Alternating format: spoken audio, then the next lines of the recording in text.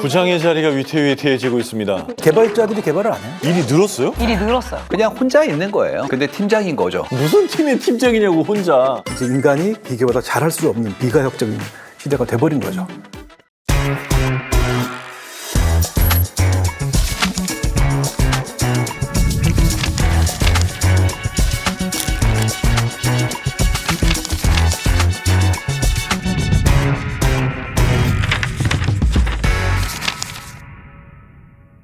안녕하세요. 포스트 AI 시대를 자유롭게 상상해보는 시간, AI 이후 우리는 한석준입니다. 조아란이라고 합니다. 반갑습니다. AI가 등장하면서 지금까지 인류가 당연하다고 생각했던 것들이 전부 바뀌고 있습니다. AI 이후의 인간의 삶은 어떻게 달라질까? 이 질문에 두려움을 느끼는 사람들도 있고요. 또 기대감을 느끼는 사람도 있죠. 그래서 오늘 저희는 AI의 누구보다 진심인 SK와 함께 이 얘기를 나눠보겠습니다. 사실 AI 학습 추론에 필요한 반도체도 있고요. 24시간 가동되는 데이터 센터도 있고요. 그러면 열이 나니까 열을 식히는 냉각 기술도 필요하고요. 이 모든 걸 뒷받침하는 에너지 솔루션도 있어야 되고요. 이렇게 AI 인프라에 처음부터 끝까지 구축하고 있는 게 바로 SK죠. 그런 SK가 기술을 넘어서 인류와 사회에 대해서도 고민을 하고 있다고 하는데요. 저희의 유쾌하고 거침없는 상상력이 조금이라도 여러분께 답이 될 수 있길 바랍니다. 그래서 오늘의 주제는 바로 일입니다. AI와 일, 어떻게 보면 좀 뻔하다고 느껴질 정도로 사실 이미 많이 다룬 주제고 여러 영상에서 이미 얘기를 많이 하긴 했어요. 우리가 그동안 얘기 많이 했던 어떤 일자리가 사라진다, 뭐는 대체된다, 뭐는 남는다, 이런 거 말고요. 그런 거 넘어서 인간에게 일이라는 게 어떤 의미인지, 그래서 앞으로 뭐가 바뀌고 뭐가 바뀌지 않을지 이제 그런 얘기를 해보겠습니다. 그래서 오늘 일에 대해서 잘 아는 분들을 모셨습니다. 안녕하세요. 저는 17년차 출판 마케터. 그새 늘었군요, 인연이. 부장 단지는 좀 됐으니까. 네. 출판 마케터로 일하고 있는 조아란입니다. 자, 그리고 이분도 영상으로 많이 보셨을 거예요. 송기령 작가님. 네, 안녕하세요. 송길렁입니다. 사람들의 마음을 캐는 마인드 마이너이고 지금은 시대의 마음을 캔다는 당찬 포부를 실천에 옮기는 중입니다. 자, 그리고 황성현 교수님이십니다. 안녕하세요. 34년차 인사쟁이 황성현 교수입니다. 반갑습니다. 자, 마지막으로 김예지 작가님. 저희 출연자들 가운데 가장 넓은 스펙트럼의 직업을 경험한 분입니다. 아주 독특한 경험이 많은 분이죠. 12년째 청소부시고요. 또 10년째 일러스트레이터 김가지라는 이름으로 활동 중입니다. 어서 오세요. 안녕하세요. 저는 청소하고 그림 그리는 작가 김예지라고 합니다. 자, 오늘 이렇게 해서 정말 다양한 분야의 전문가들 함께 해주고 계십니다. 강연에 출판에 HR, 청소, 창작. 여러분 어때요? 정말 입체적인 이야기가 나올 것 같죠? 자, 그럼 일단 첫 번째 이야기를 좀 해볼까 하는데 무슨 책을 들고 나오셨어요? 제가 또 출판사에 근무하고 있으니까 본업을 좀 해보려고 책을 한 권 준비해봤습니다. 일에 대해서 얘기를 할 거잖아요. 그러다 보니까 제가 딱 떠오르는 작품이 가조 이시구 작가님의 남아있는 나날이라는 작품이었어요.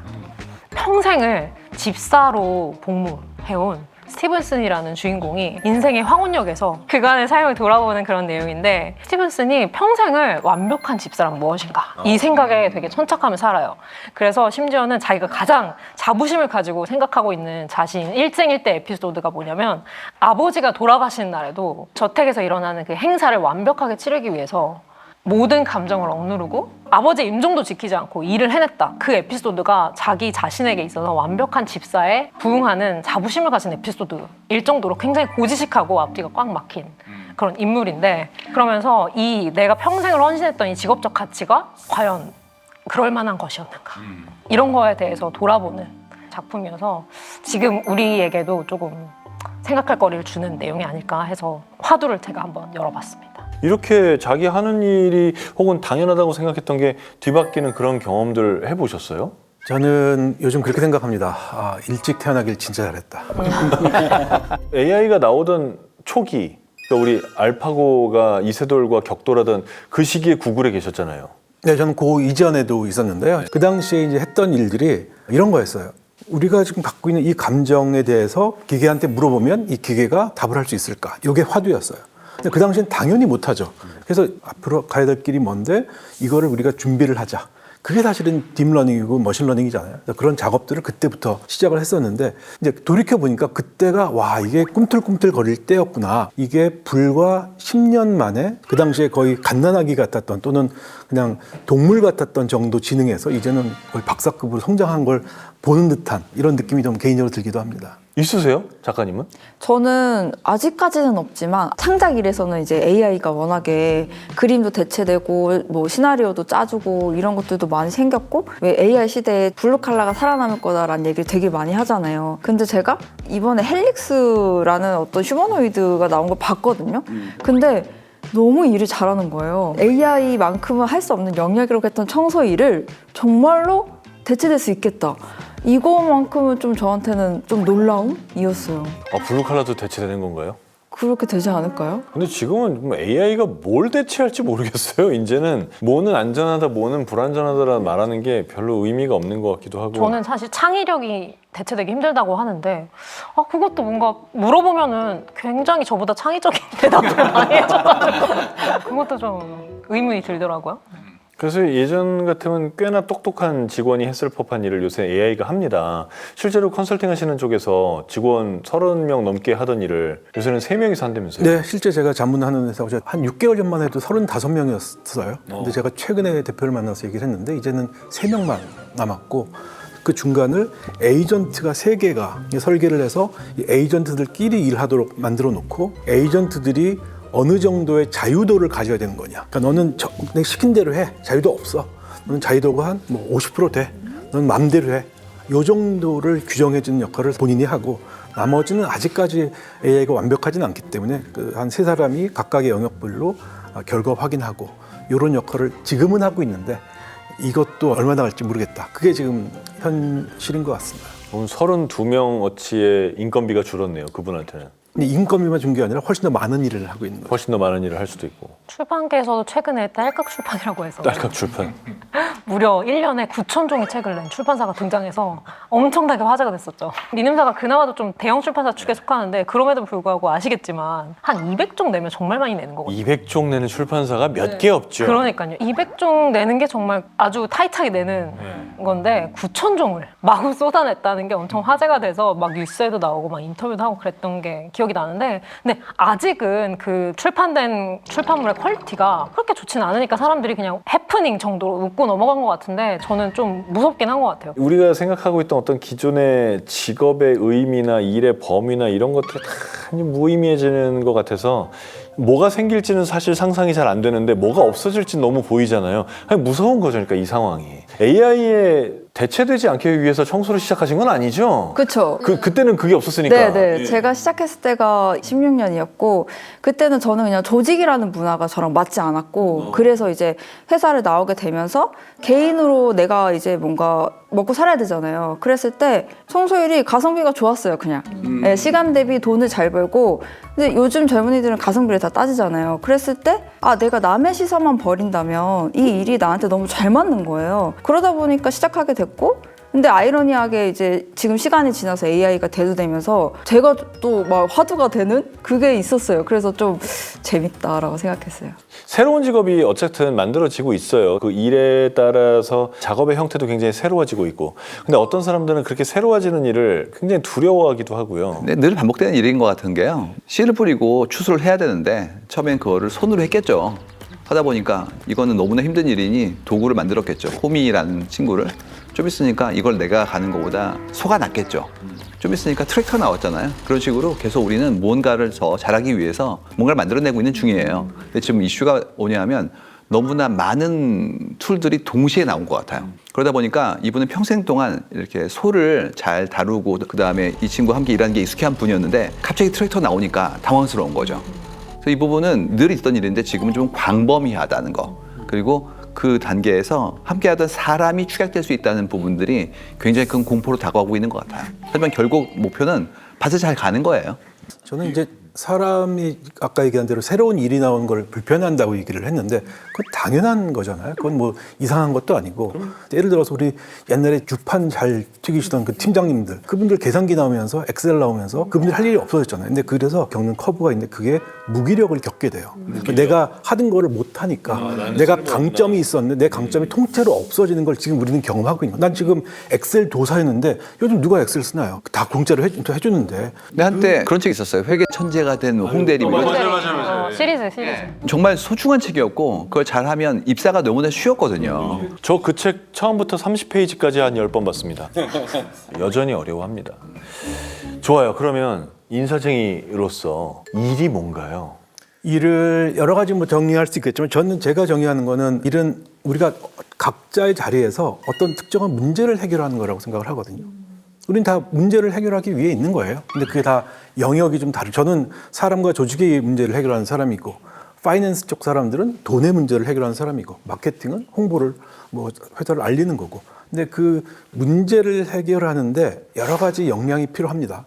첫 번째가 이제 논리력이라는 게 필요하고요. 그 다음에 이 모든 영역 중에 가장 영향을 많이 미칠 것을 찾아서 깊게 들어가야 돼요. 그거를 이제 분석력이라고 하는 거죠. 그 다음에 이 맨 마지막까지 5 whys, 왜를 5번 정도 하면 진짜 문제가 나오는데 그거를 예전에 안 하던 방식으로 해결하려고 노력하는 걸 우리는 창의력이라고 하는 거죠. 근데 이게 전통적으로 우리 인간에게 요구되는 거였는데 이 앞단에 있는 이 두 개, 논리력과 분석력을 누가 제일 잘할까요? 이제 인간이 기계보다 잘할 수 없는 비가역적인 시대가 돼버린 거죠. 근데 이게 가장 큰 충격이에요, 인간이 볼 때는. 근데 문제는 그런 시대가 바뀌었는데 아직까지 우리 대기업들이나 이런 데 보면 아직도 학벌 좋은 사람, 학점 좋은 사람, 토익 잘하는 사람 뽑는다는 거죠. 이게 저는 조직에 큰 부담이 될 거다. 그러니까 일하는 방식 자체가 완전히 달라지는데 AI를 우리가 뭐 지브리 그리고 이런 거는 가르치지만 실제 일하는 방식에 대해서는 심각하게 고민을 지금 안 하고 있다는 게 안타까운 거예요. 우리가 일을 바라보는 관점이 약간 함께 하면서 좀 뭉쳤던 게 있는 것 같아요. 예전에 성씨가 없었을 때 이분은 빵을 굽는 사람이야, 베이커씨 뭐 이런 얘기 있었잖아요. 그때는 이제 내 직업 정체성 전부 다 하나로 연결돼 있었는데 재밌는 건 그 베이커씨도 원가를 알아야 돼요. 그래야지만 이거 유지할 수 있으니까. 네. 그리고 또 유통도 알아야 될 거 아니겠습니까? 몇 분이나 오시는지 알아야지 이걸 할 수 있잖아요. 그래서 그거를 내 몸으로 다 했는데 이게 커진 거예요. 그래서 이거를 전국에 빵을 좀 주고 싶은데 심지어 전 세계로 줄 수 있지 않을까? 이 순간부터 이제 글로벌 협력에 내부의 엄청난 유통에 대한 어떤 새로운 노하우에 얘기하는 뭐 소셜 미디어 마케팅 이런 게 필요하게 된 거고 그래서 기업이 이제 커진 거죠. 그러다 보면 좋은 점은 굉장히 큰 산업을 만들 수 있는데 좀 어려운 점은 뭐냐면 일하는 구성원들이 전체를 볼 수가 없어요. 나는 그냥 원가만 하는 분이에요.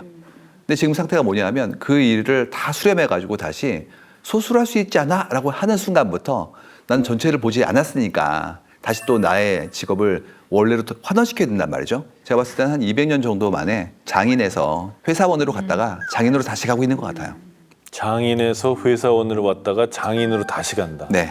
어떤 일을 해나가는데 그렇게 많은 사람과 조직이 필요 없어졌다는 뜻이네요. 그렇지 않은 조직이 나올 거기 때문에 우리도 안 따라갈 수 없게 될 거다. 그러니까 진짜 많은 게 달라져야 되는 그런 사회가 됐습니다.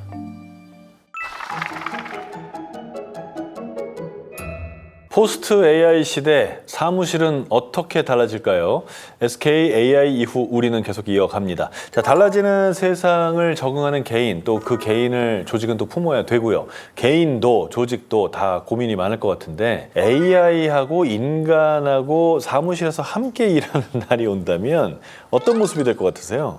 근데 저는 사실은 AI를 조금씩 개인적인 단위로 쓰고 있어요. 근데 저희 팀원들도 그렇고 다 쓰고 있는데 너무 그 개인 비서 생긴 느낌이고 이 일이 없어진다는 건 사실 지금 체감을 못하고 있는 게 그것 때문에 일이 더 많이 생긴 것 같아요. 아, 그래요? 일이 늘었어요? 일이 늘었어요. 그러니까 왜냐면 이제 원래는 핑계로 나 혼자 이거 못한다. 비용이 없다. 뭐 이거는 기술적인 거기 때문에 누굴 고용해야 된다. 이렇게 해서 못하고 있던 일들이 다 되잖아요. 그냥 말로. 아까 클로드 코드 같은 것도 하면은 비개발자니까 당연히 개발 못하는데 이제는 어지간히 이제 비슷하게 흉내라도 낼 수 있잖아요. 그러니까 예전에는 그냥 마케터는 이거 못해라고 했던 것들을 다 하게 된 거예요. 그래서 일이 무한증식. 오히려 일이 늘었군요. 무한증식 너무 많이 생긴 거예요. 인사 담당자는 어떻게 봅니까? 지금 아직 과도기 중에서도 앞단에 있는 것 같은데 기존에 일하던 방법은 그냥 있는데 약간의 기술만 바뀐 상태거든요. 비유하자 그러면 우리 김밥 천국인데 주방이 있어요. 근데 주방에 사람들이 좀 늘어가지고 설거지 하시는 분도 있고 조리하시는 분도 있고 부조리장도 있고 뭐 이렇게 돼 있는데 그거를 막 빨리 돌리면 서로 발등박 이렇게 될 거거든요. 우리가 AI를 어떻게 배우고 하는 것도 굉장히 지금 필요하기는 한데 정말 중요한 거는 기존에 50년 된 프로세스를 좀 걷어내야 돼요. 저는 작년에 SK의 HR 컨퍼런스라는 게 있어요. 조직 그 그룹에 모든 HR 하는 분들 1,400명이 모이셨어요. 그 SK의 한 자회사의 전무님이 오셨어요. 오셔서 그 계열사에서는 예전은 따지면 야 이거 우리 미국 마케팅 좀 조사 좀 해봐봐. 좀 경쟁 상황 조사 좀 해봐봐. 그러면 그게 한 4단계를 거쳐서 본인한테 올라오고 그거 가지고 코멘트하고 또 보고서 수정하고 또 사장님한테 올라가고 이거를 했을 텐데 그거 안 된다. 이제는 똑같은 기술을 지금 다 가질 수 있기 때문에 임원진 상무급 이상이 아래쪽에 리서치하는 거는 안 된다. 직접 해라. 저는 이런 식의 행동이 더 많이 일어나야 된다고 생각합니다. 근데 저는 지금 이제 황 교수님 얘기를 들으면서 걱정이라면 걱정인 건데 그렇게 개인이 할 수 있는 역량이 많아진 거는 뭐 긍정적인 부분도 있을 것 같아요. 근데 바로 그렇기 때문에 밑에 직원들 혹은 신입사원들이 뭔가를 일을 배울 수 있는 환경이 줄어들고 있어요. 뭐 어떻게든 깨지든 조사를 하든 뭐 했든 같이 해야 아 이게 이런 식으로 해야 되는구나, 이런 식의 자료가 필요하구나, 뭐 이런 게 있을 텐데 지금은 윗사람이 자기 혼자 다 하니까 내가 뭘 해볼 경험할 시간이 없는 거예요. 저는 그 얘기를 한 2달 전에, 한 달 전에 실리콘밸리 가서 좀 듣고 왔는데 그런 얘기를 하더라고요. 이게 AI가 들어오면서 가장 많이 영향을 받는 게 조직 구조거든요. 조직 구조가 이제 평평해지고 있는데 어떤 식으로 평평해지냐면 정보의 흐름이 굉장히 빨라진 거예요. 예전에 이게 몇 단계를 거쳐야 같은 것들을 위에서 프롬프트 몇 줄만 넣으면 전체 상황을 다 파악할 수 있게 된 거예요. 그래서 단계가 이제 의미가 없어졌어요. 실무진들이 내 위에 있는 매니저들을 경쟁 상대로 해서 오히려 어떻게든 정보를 좀 조금이라도 이렇게 챙기려고 하는 그런 움직임도 일어나고 있다라는 굉장히 그럴 것 같습니다. 실무진들의 얘기도 있었습니다. 내가 나만이 할 수 있다고 생각하는 어떠한 기술을 남에게 노출하기 싫은 거죠. 그렇죠. 근데 그게 이제는 다 노출될 거거든요. 이럴 때는 조직의 모습이 어떤 형태가 될까요? 서로 너무 견제해서 다 단절될까요? 그래서 1차적으로 그 큰 방향은 이제 Great Flattening이라고 얘기를 해서 이게 축약된다. 조직을 좀 보고 했던 사람 입장에서 한 3년 전만 해도 그거는 이론적인 거고 사람이 어떻게 수평적으로 일하냐, 수평적으로 커뮤니케이션을 할 뿐이지라는 얘기를 많이 했었는데 굉장히 후회하고 있습니다. 요즘 그게 전혀 과장도 아니고 이미 그게 한 1, 2년 만에 훅 다가온 느낌이거든요. 관리자의 행동을 AI가 이미 대체하기 시작했다라는 거. 이게 저는 굉장히 큰 충격이었어요. 그러니까 그럴 일이 벌어질 거라는 건 알고 있었으나 이미 그게 들어와 있는 조직들이 있더라고요. 뭘 하나요? 그러니까 예전에는 관료주의라는 얘기를 우리가 생각해 보면 뷰로크래시죠. 그럼 원래 옆에 사람이나 밑에 사람이 했던 거를 이렇게 다음으로 전달해 주는 게 관료주의예요. 그러니까 밸류 애드가 별로 없을수록 관료주의로 가는 거거든요. 근데 그런 것들이 예전엔 아무리 큰 조직도 이 밑에 있는 사람들이 실무를 하고 그 다음에 있는 한 5개, 6개 있는 분들은 여기 있는 거 검토해서 위로 올리는 역할을 했던 거거든요. 근데 이제 이 영역들에 대해서 누가 제일 잘하나요? AI가 제일 잘하죠. 그러니까 이분들의 가치를 AI가 뛰어넘었어요. 그렇기 때문에 이분들의 가치가 없어진 거거든요. 그러니까 이분들이 이제 지금은 과도기이기 때문에 아직은 시간이 조금 타임 윈도우가 좀 있다고 보통 얘기를 하는데 이게 한 2, 3년만 가면 그냥 없어지는데 팀장의 역할을 우리가 한 3가지로 쉽게 구분을 하거든요. 목표를 수립하고 일 진행하고 결과 확인하는 이게 사실은 다죠. 근데 이번에 가서 확인해 보니까 목표에도 AI가 들어와 있어요. 목표 수립, 그다음에 이 중간에 있는 피드백도 예를 들어 코딩에 대한 피드백은 누가 제일 잘 줄까요? 코딩에 대한 피드백이요? AI가 제일 잘합니다. 아, 그러네요. 코딩을 잘하니까 또 기분 나쁘지 않게 피드백을 주거든요. 근데 그럼 이 리더십의 의미가 하는 역할이 달라져야 되는 거 아닐까요? 그렇죠. 그렇다면 내가 리더로서 또는 조직장으로서 그럼 조직에 줘야 되는 밸류는 뭐냐로 가야 되는 거죠. 근데 이 띄어쓰기 하고 이게 밸류는 아니었는데 그게 이제 수면이 낮아지면서 누가 수영복을 입지 않았는지가 다 드러나는 거죠. 자, 부장님. 부장의 자리가 위태위태해지고 있습니다. 어떤 밸류를 주실 겁니까? 아니 근데 저는 좀 무섭게 생각하는 게 오히려 제가 부장이 아니더라도 내 일자리를 AI가 대체한다, 뭐 저희 팀원들을 대체한다, 여기까지도 그냥 그럴 수 있겠다 하는데 AI의 지시를 받는다고 생각하면 좀 그거는 좀 디스토피아인 것 같아요. 근데 이 문제 생길 것 같지 않아요? 이미 오고 있고요. 근데 우리가 이미 KPI라고 할 때부터 수치화되어 있는 것들은 나한텐 일종의 예전 부장님처럼 프레셔를 주고 있는 거예요. 근데 그걸 명시적으로 사람이 할 거냐, 각자 목표를 인식한 다음에 스스로 자율적으로 움직일 거냐, 이제 그 싸움이거든요. 근데 지금은 일단 집합적으로 일할 필요가 없어진 거예요. 옛날에는 어땠었냐 하면 이거 같이 나누고 가져오고 합쳐가지고 위로 올리고 이런 작업들이 꽤 많았는데 지금은 직접 하시겠잖아요. 그러면 그 산하의 조직은 이제 의미를 못 가지는 건데 아직도 관성처럼 있는 거고요. 흥미로운 건 부가 없는데 부장이라니 말이 안 되잖아요. 이게 직책과 직위가 헷갈렸어요, 지금 상태가. 그래서 보직이 없는데 팀장의 이름을 달거나 이런 경우도 많아서 극단적으로 하면 팀장님인데 팀원이 없을 수도 있다. 이게 지금은 그냥 그분을 이름을 불러주는 예우였다면 실제로 에이전트 무수히 주고 이제 그들과 함께 일하는 방식으로도 갈 수 있으니까 지금처럼 사람을 전제한 조직은 아닐 수 있다는 것들을 한번 인식해 볼 필요가 있어요. 그럼 그렇게 되면은 호칭을 뭐라고 바꿀까요? 이미 지금 회사들에서 어떻게 움직이냐면 님, 프로 이미 다 갔어요. 그래서 수평적으로 갔는데 아직도 이제 마음속에 예전에 위계를 가지고 있으니까 이제 여기에 이슈가 생긴 거고 또 한 가지는 이제 보상이 생애 보상이었기 때문에 처음엔 좀 아무래도 덜 벌고. 배우니까 좀 덜 벌고 나중에 많이 벌고 이런 식이 돼 있었으니까 그 이연된 보상 시스템 속에서 지금 부장되신 분들이 이제 억울한 거예요. 억울하죠. 예. 부장님이 이제 호칭이 부장이니까 뭔 부가 있을 거 아니에요. 마케팅 부 직원 몇 명이에요? 제 이하로 5명. 그러니까 이게 5명밖에 안 된다니까요, 이미. 예전에는 부장 타이틀은 한 50명은 됐어야죠. 네, 그쵸. 경량관은 꾸준히 되고 있었는데 지금은 그게 완전히 더 속도가 빨라져가지고 그냥 혼자 있는 거예요. 근데 팀장인 거죠. 무슨 팀의 팀장이냐고 혼자. 나만의 팀이요. 그렇죠. 나만의 팀이죠. 참 이게 호칭 문제도 그렇고 뭔가 이렇게 내가 누군가의 리더로서 일을 한다 이 느낌도 엄청나게 많이 사라질 것 같고. 제가 최근에 저희 지인이 복직을 하고 처음 맡은 업무가 팀원들을 해고하는 일이었어요. 복직하자마자 복직하자마자 팀원을 감축해라. 근데 그 기준을 네가 정하고 통보를 해라. 이 업무를 받았대요. 근데 만약에 AI가 이제 막 그런 관리 업무를 진행한다고 하면은 또 AI도 어떤 기준을 가지고 뭐 해고를 하든 채용을 하든 해야 될 거잖아요. 그러면 이거에 대한 인사에 대한 뭐 책임이나 그런 관리에 대한 의무 이런 것들은 어떻게 누가 져야 될까요? 일단 인사팀장은 아니어야 됩니다. 지금은 사실 농담이 아니라 그런 거를 인사팀에서 책임을 지는 경우들도 있습니다. 항상 이제 법정 끌려다녀야 되고 노동위원회 끌려다녀야 되고 이런 일들이 벌어지고 부당해고 사건이 있을 때. 그렇죠. 그러다 보니 결국 이제 대표이사까지 가게 되고 하는데 근데 이거는 뭐 다 알만한 내용이고 뻔한 얘기긴 한데 저는 완전히 좀 열어놓고 생각하면 이런 것 같아요. 우리 지금 두 가지 종류의 법적인 주체가 두 가지가 존재하는데 우리 자연인이라는 게 있고 법인이 있잖아요.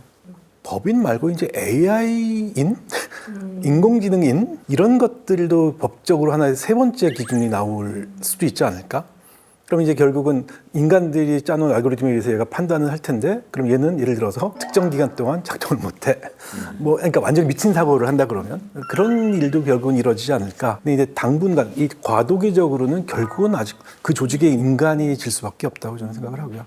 근데 물론 이제 그럼 그 알고리즘을 짠 사람한테 책임을 물을 거냐, 법적 대표한테 물을 거냐, 그 판단은 좀 남아 있을 것 같습니다. 그런 의미에서 김예지 작가님이 현명했나라는 생각도 들고 그래요. 그러니까 저는 그런 의미로 나왔던 건 아닌데 해석이 달라지는 게 조금 재밌고 신기해요. 저한테 오히려 젊은 분들이 많이 오거든요. 배우려고. 요즘 뉴스에도 많이 나오잖아요. 블루칼라가 뜨고 있다. 뭐 혹은 뭐 그런 쪽으로 많이 청년들이 흘러가고 있다. 그런 걸 보면서 내가 예견하지 않았지만 되게 잘된 일이다. 미래에서 온 사람. 위에서 오는 건데 진짜.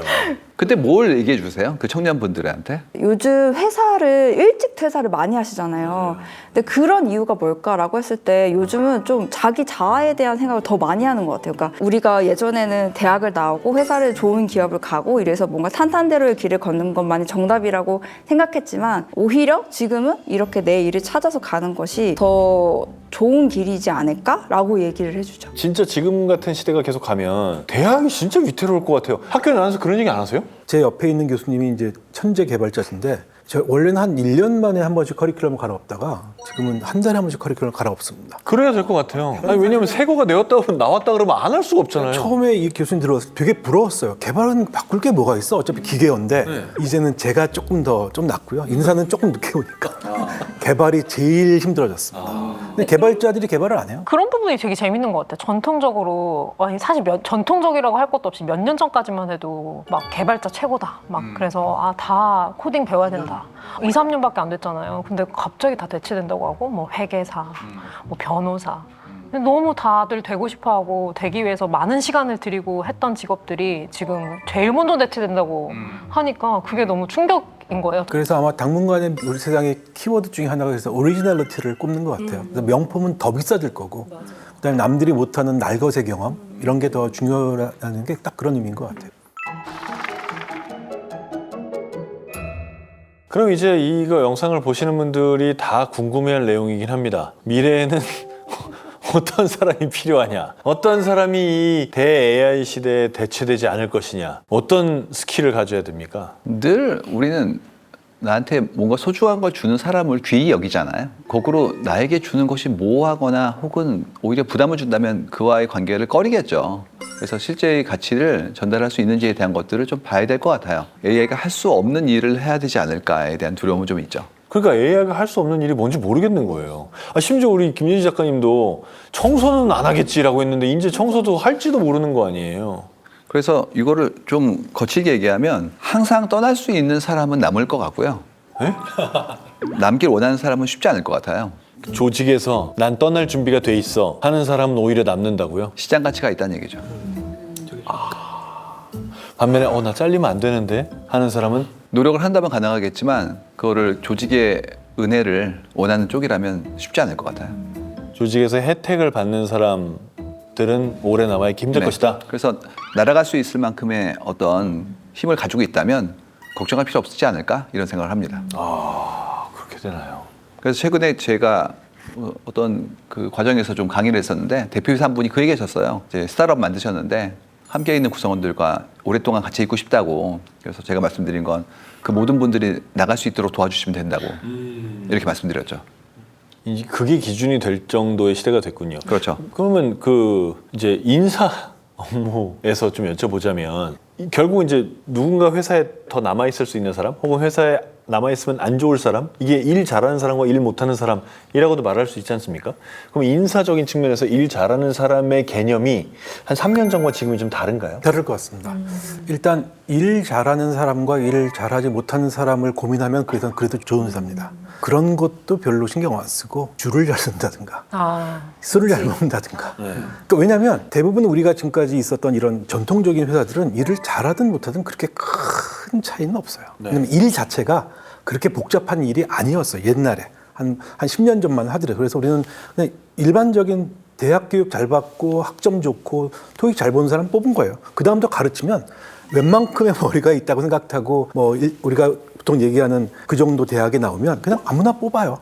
이 친구한테 대단한 걸 기대하지 않습니다. 그러니까 그 이후에 교육을 받을 수 있는 정도의 머리가 있는 사람을 뽑았죠. 그거를 우리는 학벌이라고 하는 거예요. 맞아요. 예. 지금도 성실성이라는 건 당연히 나쁜 가치는 아닌데 과거에는 그거 하나만으로도 버틸 수가 있었는데 이제 그것만으로 안 되는 거죠. 근데 그렇다면 아까 제가 말씀드렸듯이 분석력과 이 논리력 이 부분이 시간이 필요한 거거든요. 근데 AI는 아직까지는 있는 인풋을 잘 돌려서 아직까지는 만들어내는 존재이기 때문에 한 몇 년 정도는 보통 이제 싱귤레리티가 온다고 하는 2045년까지는 인간이 그래도 비빌 때가 좀 있지 않을까 정도 생각을 하고 있습니다. 저도 신회사에서 있어 보면은 신입사원들을 선호하는 그런 기준들이 매번 다르긴 하지만 성실성, 그러니까 성실하게 마케팅 업무, 광고 업무 화려해 보이지만 들어오 보면 잡일이 많고 뒤에서 처리해야 될 일들이 화려하지 않은 일들이 많은데 그걸 꿋꿋하게 견딜 수 있는 그런 성실성을 좀 크게 봤었다면 지금은 정답이 없는 상황에서도 호기심을 잃지 않고 자기가 이렇게 매뉴얼을 만들어가면서 일을 할 수 있는 주체적인, 그러니까 이게 주인의식을 가진다는 말이 좀 옛날 말처럼 쓰였잖아요. 근데 다시 이게 돌아온 것 같아요. 자기의 프로젝트에 있어서 처음부터 끝까지 책임질 수 있는 사람들, 그런 사람들을 우리가 신입사원으로 뽑는 걸 더 선호하게 되는 그런 경향이 있는 것 같아요. SK AI 이후 우리는 인재를 놓치지 않는 조직이 되려면 어떻게 해야 할까요? 같이 문제를 풀고 꿈을 이뤄나가는 과정 속에 있을 때는 충분히 다닐 만한 일이 있는 거고요. 그렇지 않고 그 일이 충분히 끝났거나 더 이상 지속되지 않는다면 나가겠죠. 이유가 생애가 길어졌기 때문에 내가 여기서 많은 시간 보내더라도 내 삶에서는 극히 일부에 불과하게 된 거예요, 이미.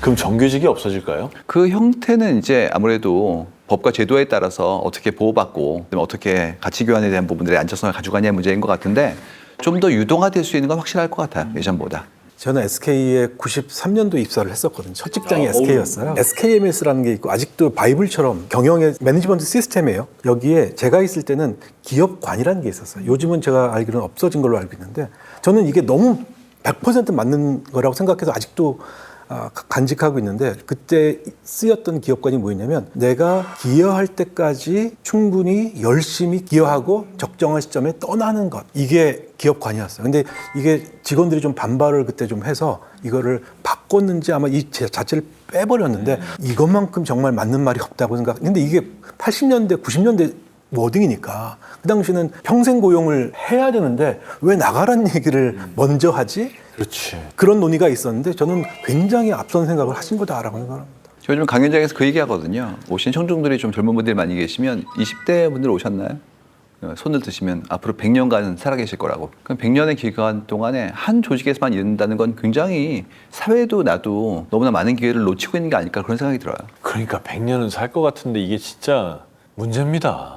저는 말씀드리고 싶은 거는 특히 지금 학교에 계시거나 초기 커리어에 계신 분들에게 꼭 하고 싶은 얘기는 제가 이제 조금 더 먼저 생각을 했던 거는 업을 찾아야겠다. 그러니까 한 회사에 있지 않고 여러 회사를 다니고 여러 인더스트리를 다니면서 내 업은 지킨다. 난 인사만 한다. 저랑 반드시 거죠. 저는 이제 여러 회사를 다니고 여러 나라를 다니면서 인사만 그냥 전문가가 된다. 근데 이제 이것도 이제 끝난 거예요. 그래서 창업을 넘어서 이제는 결국은 창직을 해야 된다. 내가 나만의 일을 만들어내야 결국 살아남는 거지 남의 일을 해서는 그렇게 재미는 없을 것 같다. 그럼 이 조직의 입장에서 개인을 돕는 그런 사례도 좀 있으면 궁금한데 SKTM은 좋은 사례가 있다면서요? 저는 이거 굉장히 놀랐었는데 코딩을 하지 못하지만 에이전트를 개발해서 쓸 수 있는 그런 플랫폼을 만들어 놔가지고 보안 코딩 검증 자동화 시스템 이런 것들 같은 경우에는 담당자 시간을 1년에 3,000시간 정도를 감축을 해줬다. 그다음에 거기서 이제 현장의 직원들의 불편함조차도 더 프로액티브하게 해결을 줬다. 이런 사례는 저는 굉장히 우리가 배울 만한 좋은 사례인 것 같습니다. 이게 쉽지 않거든요. 직원들한테 아예 제공을 해줬네요. 그 미래에도 여전히 누군가는 취업을 하고 싶고 또 학교를 졸업하고 나면 첫 번째 직장 커리어를 쌓는다고 하면 어딘가 그래도 조직에서 일을 배우는 게 조금 더 편할 것 같기도 한데 그럼 앞으로 직장은 어떤 의미를 갖게 될까요? 일단 예전보다 한 직장이 고용하는 총량은 좀 줄어들 것 같아요. 어쨌든 우리가 모둠을 만들어서 모둠 사이에서 역할을 좀 분할해서 서로 돕는 것을 직업이라고 정의했다고 본다면 더 큰 꿈을 줘야 더 훌륭한 분이 오시고 여기서 경험이 그의 인생에 좀 도움이 되어야 잘 다니실 것 같아요. 그래서 그만큼의 어떤 큰 꿈을 우리가 함께 꿀 수 있는 거냐에 대한 걸로 좋은 직장이라는 곳이 좀 바뀌지 않을까 그런 생각이 좀 있습니다. 회사 생활을 고민하시는 분들한테 저는 이제 제가 직장 생활 오래 했으니까 어떻게 좀 회사를 잘 이용했으면 좋겠나. 좋은 키워드예요. 회사를 이용한다. 이용을 예. 한다라고 했을 때는 저는 좀 그런 감각으로 다녔던 것 같아요. 그러니까 뭐 유튜브를 찍는 것도 저는 사실은 제 개인적인 성향으로는 누가 찍거라 하거나 편집사가 있고 이러면 뭐 기꺼이 해보겠다 이럴 수 있겠지만 제가 막 다 처음부터 기획을 해서 퇴근 시간을 쪼개서 그렇게 도전을 먼저 하진 않았을 것 같거든요. 근데 제가 직장에서 회사의 리소스를 사용해서 요즘 하면 좋은 것들을 이렇게 해볼 수 있는 거잖아요. 또 그런 면에서 개인도 분명히 물론 조직이 유연하다는 가정하에 개인도 이 회사 돈으로 어떤 작은 프로젝트를 굴려보고 작은 사업을 해보는 경험, 내가 리스크를 좀 덜 지고 그리고 나의 테스트가 회사에도 조금 기여되고 이렇게 좀 윈윈할 수 있는 구조라면 좀 회사도 다녀보는 게 너무 좋을 것 같다는 생각이 성긴 들어요. 관계도 있어야 되겠지만 네. 대등한 협력이 또 있어야 맞아요, 되는 맞아요. 게 많은 분들이 이렇게 포함 관계를 보신 분들 계세요. 들어갔으니까 거기 사람이 있고 뭐 이렇게 인식하거든요. 이것도 봤어요. 끝난 다음에 아르바이트 했더니 안 된다고 겸업금지라고 그래가지고 아니 다른 직종이에요 그랬더니 저녁 때 잘 쉬어야 낮에 일을 하지. 여기까지 얘기가 나왔다는 거예요. 물론 그런 기업은 많이 줄었지만 그건 전부 다 포함 관계로 보고 있는 거거든요. 아니다, 대등하다. 이런 회사는 좋은 회사네요. 예. 네네, 좀 그렇게 되어가고 있는 것 같아요. 자, 그럼 이제 AI가 이렇게 우리 생활에 많이 들어왔는데 그러다 보니까 이제 이런 것도 좀 궁금해져요. 정말로 AI가 인간이 하는 일을 전부 다 대체할까? 뭐 이런 정신적인 능력이라든지 피지컬이라든지 모든 걸 다 대체할까? 그러면 인간은 다 놀까? 그렇게 놀면 뭐 하지? 뭐 할까요? 아, 이거 무조건 화이팅입니까? 놀면 뭐 할까요? 뭐 하고 싶으세요? 정말 그렇게 놀 수 있으면. 같이 테니스 치시는 분들 중에서 그러니까 개인으로 투자하고 자본소득으로 직장을 그만두신 분들이 있어요. 그래서 그런 분들은 그냥 낮 시간에도 이렇게 테니스 코트 잡아서 테니스 치고 예. 그래서 뭐 놀면 테니스를 칠 것이다? 취미생활하고 사람들이랑 모여서 이렇게 좋은 얘기하고 이런 게 너무 좋아 보이더라고요. 그러고 싶다. 참. 송 작가님은요? 헉슬리의 The Brave New World 멋진 신세계 보면 요만큼 일하고 밤에는 나가서 전자음악 듣고 그다음에 전자 골프 치고 막 이런 것들 잔뜩 나온단 말이죠. 근데 되게 사람들이 지루해하고요. 그러니까 저 가능성 있다고 봅니다. 소마 먹고요.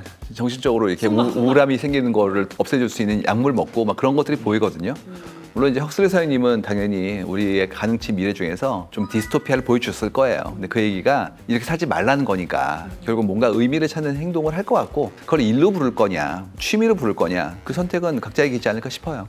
이건 뭐 개인적인 성향인데 뭐래도 아마 하게 될 것 같고요. 놀면 뭐 하나에 대한 답은 아마 유재석 씨가 제일 잘할 것 같은 생각이 있고요. 일이란 무엇인가를 좀 다시 봐야 되지 않을까 이런 생각이 좀 들어요. 이 시대에 일이라는 게 갖는 의미가 뭐여야 할까요? 결국은 어떤 가치를 줄 수 있는지를 찾아내는 것이 뭐 일이 돼야 되지 않을까 싶습니다. 가치를 줄 수 있는 것. 김진희 작가님 어떻게 보세요? 근데 결국에 우리는 돈을 벌어야 되잖아요. 뭐 AI가 생겼든 어떻든 간에. 그래서 저는 그냥 계속 일의 의미는 나의 삶의 책임. 그냥 계속 그렇게 갈 것 같아요. 근데 그냥 형태만 계속 바뀐다? 그냥 그렇게 간단하게 생각하면 더 편하지 않을까라고 생각해요. 그래서 뭐 좋아하는 일이라는 것도 어떻게 보면 저는 좀 정신승리하는 것도 있는 것 같아요. 그러니까 돈 벌기 위해서 일을 했는데 나 이거 좋아해. 너무 싫어하면 괴로우니까 좋아해보기로 하자. 약간 이런. 좋아해보기로 하자. 네, 그런 것도 좀 있는 것 같아요. 지금 방금 말씀하신 그거 되게 책 제목으로 좋을 것 같지 않아요? 내 일을 좋아해보기로 했다. 하자. 괜찮을 것 같은데요. 네. 협력 시스템이 커진 이유가 우리 욕심이 커진 것이기 때문이 아닐까? 저는 그런 종류의 추정을 좀 하거든요. 이런 거죠. 더 오래 살고 싶고 더 맛있는 거 먹고 싶고 이왕이면 예쁜 거 보고 싶고 그러다 보니까 그냥 혼자 있으면 힘든데 전 세계에서 가져오면 예쁜 핸드폰도 있고 이러면서 그만큼의 어떤 증강을 우리의 모둠의 어떤 확장으로 바라보는 것 같아요. 그러다 보면 이제 드는 생각은 결국 그 시스템이 만들어지면서도 나름 진화를 거쳤을 것 같아요. 이런 식이죠. 일이 재밌는 거라니까. 왜죠? 그러면 함께 하잖아. 점심도 같이 먹고 그 다음에 우수사원으로 상 받았네? 그럼 어깨도 으쓱하고 그래서 나름 우리의 가지고 있는 원초적 본능을 좀 더 이렇게 많이 증강시키고 자극을 줬던 것 같아요. 근데 지금은 이제 그렇게 함께 안 있을 것 같은데 새롭게 어떻게 거기에 대한 기쁨을 정의할 것인지 그리고 그걸 넘어서 좀 더 성긴 형태에서도 이제 서로 주고받을 수 있는 아름다운 협력이 가능하다면 지금의 끈끈한 건 좀 이완될 것 같은데 어떻게 거기서 적응할 것인지 이제 이 문제가 나오지 않을까 싶습니다. 자, 그러면 오늘 마지막 질문이 될 텐데 김현희 작가님께서는 인간이기 때문에 더 잘할 수 있는 일이 있다면 그건 뭐라고 생각하세요? 아무래도 AI는 주인의식이 없잖아요. 근데 저는 어쨌든 주인의식을 가지고 하고요. 그리고 하나는 AI는 입력된 프롬프트만 할 수 있잖아요. 근데 저는 청소일을 할 때 요청하신 거 외에도 봐드려요. 그러니까 말 그대로 먼지가 여기가 봤을 때 거미줄이 몰라, 주인이. 그래서 제가 대신에 봐줘서 그걸 치운다든지 그러니까 좀 범위를 벗어날 수 있는 것, 프롬프트 외에 벗어날 수 있는 것은 아직까지는 인간이 해낼 수 있는 영역이 아닌가 생각을 합니다. 우리가 스스로 생각하는 힘 그리고 일의 주인이 돼야 된다는 생각은 절대로 잃지 않고 일했으면 좋겠습니다. 단 적게 일하고 많이 봅시다. 인간 화이팅! 자, 오늘 영상 보시면서 여러분 어떤 생각하셨는지 너무너무 궁금하고요. 여러분이 듣기에는 어떤 미래가 찾아올 거다라고 생각하는 것들 댓글로 남겨주세요. 기다릴게요.